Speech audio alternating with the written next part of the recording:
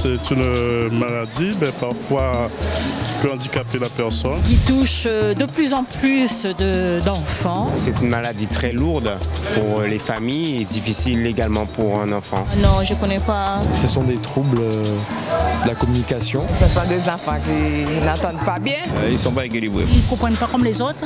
Ils sont dans leur monde. Hein. Je sais qu'ils ont un handicap, un peu de retard. Qui ont une difficulté par rapport aux autres. Les enfants, ils disent qu'ils sont en manque de communication. C'est différent d'un enfant normal. Des fois, ils font des crises, mais après, voilà.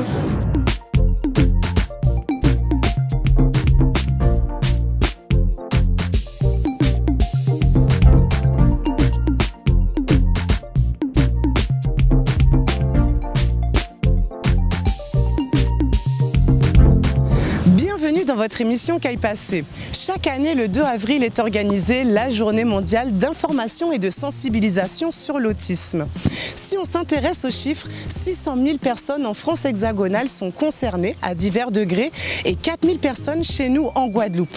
La réalité de ces chiffres nous montre bien que l'autisme nous concerne tous et que cela n'arrive pas qu'aux autres. Mais justement, que connaissez-vous de l'autisme? Qu'aille passer en pays Guadeloupe? Nous qu'écoutez autres.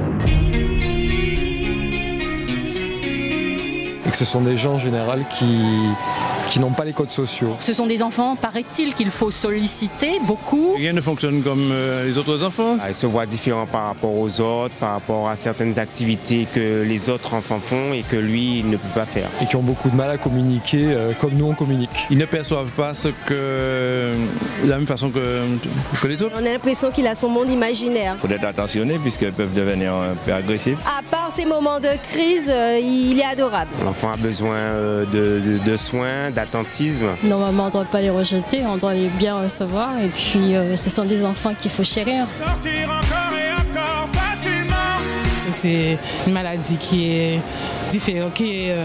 assez difficile à assumer. C'est une très grande difficulté pour la famille. C'est très dur pour les parents. Je pense qu'il faut s'en occuper énormément. Les femmes ont plusieurs enfants, donc c'est pas évident. Hein. Ça lui demande beaucoup de temps parce qu'elle travaille même pas pour pouvoir justement assurer peut-être ce qui manque.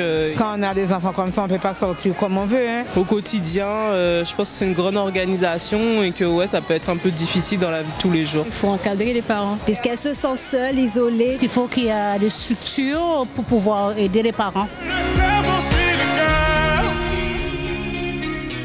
On n'a pas encore trouvé de traitement. En ce moment, je crois qu'il y a des travaux en ce sens, mais aussi pour permettre aux gens de vivre mieux dans le cadre de l'accompagnement. J'aurais dû normalement entendre parler de ça. Jusqu'à présent, je n'ai rien entendu. On est en manque de structure. Il y a très peu de centres de soins pour ces enfants. Je sais qu'à l'école où je travaille, il y a une classe pour les enfants autistes de la maternelle. C'est la seule classe dans toute l'académie. Il faudrait plus de structure, mais ça coûte peut-être un peu cher parce que ce sont des soins vraiment particuliers dont ils ont besoin. Beaucoup de familles sont obligées de dépenser des sommes énormes pour aller se faire soigner en Belgique. Il y a moins de structures que là-bas, par rapport au contexte économique ici déjà. Les choses coûtent vraiment trop cher ici pour pouvoir avoir un enfant autiste. On peut se poser la question de la sécurité sociale. Il n'y a pas de structure d'accueil et malheureusement, ils sont livrés à eux-mêmes et il y a des efforts à faire en ce sens-là. Je pense qu'il n'y en a pas suffisamment. Oui, ils sont bien pris en charge même. Je ne suis pas convaincue. Peut-être pas à la hauteur où ça devrait exister, mais bon. Comme je connais une dame qui s'occupe d'un enfant autiste, elle galère quand même. Je pense qu'on fait beaucoup d'efforts pour eux et qu'ils sont pris en charge. Il n'y a pas assez de centres qui s'occupent d'enfants comme ça. Il y a beaucoup à faire. Je sais qu'il y a un centre d'accueil, mais la mère, elle est insatisfaite. On laisse les autistes, les personnes orthophonistes et les personnes qui sont malades de la tête qu'on rejet total envers la société, envers les structures. Parce que le cerveau suit le cœur. Il faudrait en avoir un tout petit peu plus. Il faudrait que les politiques fassent le geste, mettent plus de structures en place. La région, le département commence à faire quand même des choses, d'après ce que j'ai entendu à la télé. J'espère que ça commence en tout cas, et puis que ça va continuer. Qu'on essaie de faire des recherches pour les soigner. L'autisme n'est pas une maladie mais un handicap. Il est bien souvent diagnostiqué avant l'âge de 3 ans. Mais pour mieux comprendre ce qu'est l'autisme et comment ces enfants doivent être pris en charge, accueillons notre experte Cindy Alexandre, monitrice éducatrice diplômée d'État. Donc bonjour. Bonjour. Alors déjà, est-ce que vous pouvez essayer de nous expliquer le plus simplement possible de ce qu'est l'autisme ?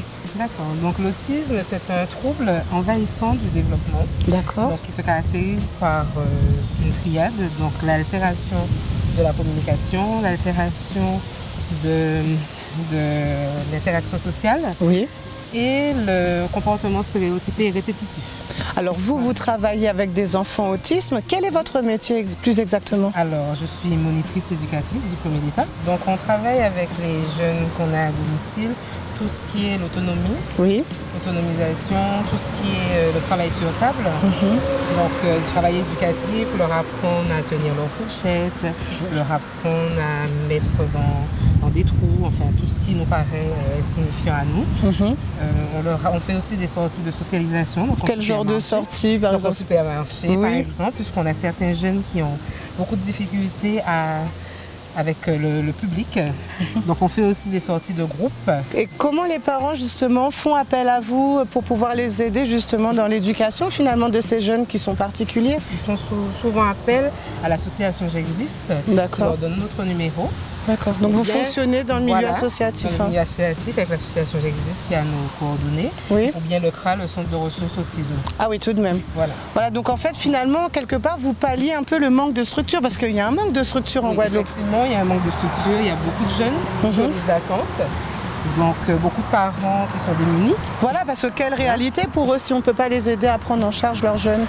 Alors, on peut les aider, mais c'est vrai qu'effectivement, le manque de structure fait que des parents sont démunis, sont obligés quelquefois d'arrêter de travailler. Ouais, c'est difficile. Pour s'occuper de leurs jeunes en attendant qu'il y ait une place qui se libère en structure. Qu'est-ce qui nous manque alors concrètement en Guadeloupe? Plus de monitrices comme vous? Beaucoup plus de structure. Oui. Puisqu'il y a des diplômés chaque année, mais effectivement, il n'y a pas assez de structure pour les accueillir. D'accord. Et pour nous, alors, un public plus lambda, qu'est-ce qu'on devrait faire ou pour mieux réagir justement si on rencontre des enfants autistes au quotidien? Parce que vous aidez les autistes, mais pour nous, les considérer entre guillemets normaux, mais on n'a pas toujours les bonnes réactions. Alors effectivement, ce n'est pas écrit sur leur visage forcément qu'ils sont autistes. Après, c'est aux parents d'expliquer, mais il faut éviter, quand on voit un enfant qui se roule à terre, de penser tout de suite, ou bien de juger le parent, et de penser tout de suite que c'est un enfant qui est tout simplement mal élevé. Il faudrait vraiment que les mentalités changent, parce que pour le moment, ce n'est pas encore le cas. Non, effectivement, il faudrait que les gens changent leur regard et se disent peut-être que cet enfant a un problème. Merci. En tout cas, merci pour toutes ces explications. Et surtout, on ne va pas oublier une chose, il faut que les mentalités changent. Oui, ça c'est sûr. Merci. Bonne continuation. Au revoir. Partout en France, le constat est le même. Il manque des structures spécialisées. En 2015, l'État français a été condamné par le tribunal administratif de Paris à verser des dommages et intérêts aux familles dont les enfants n'avaient pas pu être pris en charge. Vous le constatez, le combat continue car il reste beaucoup de choses à faire. Qu'est passé, c'est déjà terminé. Et ne l'oubliez pas, c'est l'émission qui vous donne la parole. À très vite.